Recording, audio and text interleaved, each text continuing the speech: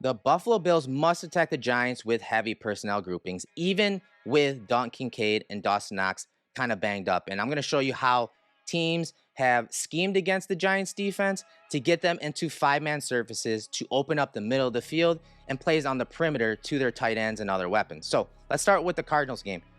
The Cardinals come out in 13 personnel, so that's one running back, three tight ends.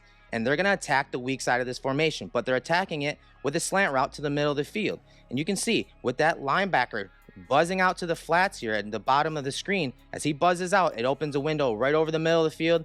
That's an easy pitch and catch to Marquise Brown. Same game, same personnel grouping. They start in a quads look and go into an empty set. It's one running back, three tight ends. And what does that do on the weak side? It opens up the middle of the field. You get that five-man surface because the Giants like to stop the run against those heavy personnel looks, but this is a passing look.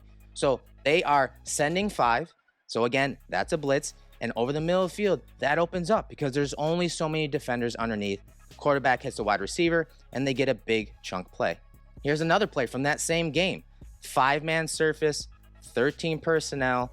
And post-snap, you're going to see the edge defender, Kayvon Thibodeau, peel out with the running back. That's okay. The middle of the field is still wide open. Look at all of that green because of the five-man surface, the edge dropping out into the flats with the running back. The offense is just getting the numbers advantage, and they're getting it over the middle of the field very easily. This time to a tight end for a nice gain in that short to intermediate area. Now let's look at this Niners game. This one's even better over the middle. So 12 personnel, one running back, two tight ends. See the motion, you see them in shotgun. With the personnel grouping, you're getting that five-man surface. The Niners run play action post snap, and underneath, you're going to see the linebackers are all alone here. There's only two defenders underneath. The middle of the field is wide open. This is the area that the Bills need to attack. You get a deep post and a dig route by Deebo Samuel. Look at all that green in behind the linebacker level.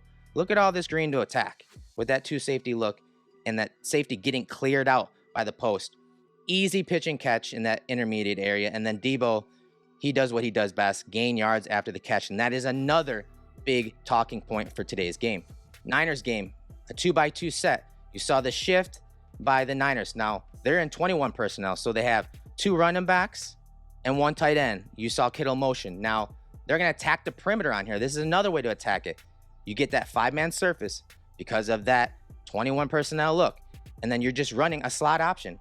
So now with the defense in that kind of coverage where they're sending five guys and they're down a number in coverage, essentially, you're going to see the quarterback read George Kittle on the slot option. He's running the out route. And what works out even better is that the guy to the bottom of the screen for the Giants, he's in man coverage too, and he's got to run off with him. So he's not paying attention or able to even trap this if they had something called here. So it's one-on-one. Kittle's got the leverage. Easy pitch and catch on the slot option to George Kittle against the Giants. Now, this is probably my favorite play of this entire breakdown. 22 personnel, two running backs in the backfield, two tight ends, and they're aligned in a run formation look, right? What does that get the defense in? That gets them in that five-man surface, but they shift out. The offense shifts out into an empty set. Does that change anything along the defensive line? It does not. They still have five. They still bring five. And that, again, is getting your offense the advantage with numbers, but also with leverage on the outside. The Niners, once again, run that weak side option. Purdy's reading the leverage of that defender, as is Kittle. Kittle has the option to basically take this inside, outside, or just hook it up right there. With the defender to the bottom of the screen, once again, in man coverage, you can see him. His eyes are on the running back running that clearing route. So he's not trapping.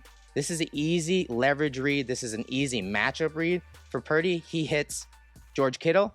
And one thing that the Giants aren't good at, after the catch, they give up a ton of yards, especially in empty. They surrender a very low yards per attempt when teams go to empty, but they're one of the worst in yards after the catch. So teams are getting it out quickly, especially against these blitzes, these five-man surfaces. And those targets and those weapons are creating yards after the catch, very much like you saw on this play from George Kittle. So even though Dawson Knox, Dalton Kincaid are banged up, I expect both to play. But I think them, Morris, Gilliam are going to get a lot of play today, especially if the weather's bad. But Josh has to get the ball to these guys quickly underneath when they get these five-man surfaces and blitzes so that they can get yards after the catch like you see here from George Kittle and the Niners offense.